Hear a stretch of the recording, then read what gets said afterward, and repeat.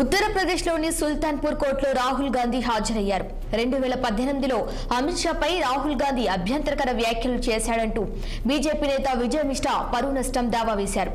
ఇప్పటికే ఈ కేసులో రాహుల్ గాంధీకి సుల్తాన్పూర్ కోర్టు బెయిల్ ఇచ్చింది.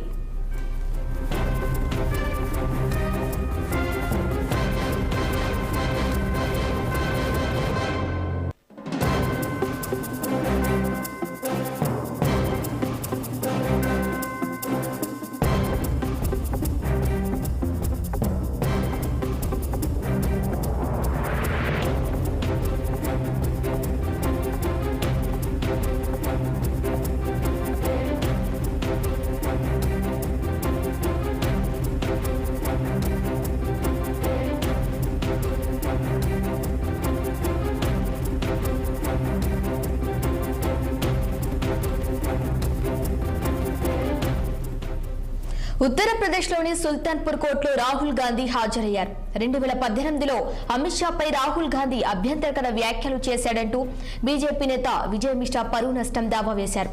ఇప్పటికే ఈ కేసులో రాహుల్ గాంధీకి సుల్తాన్పూర్ కోర్టు బెయిల్ ఇచ్చింది.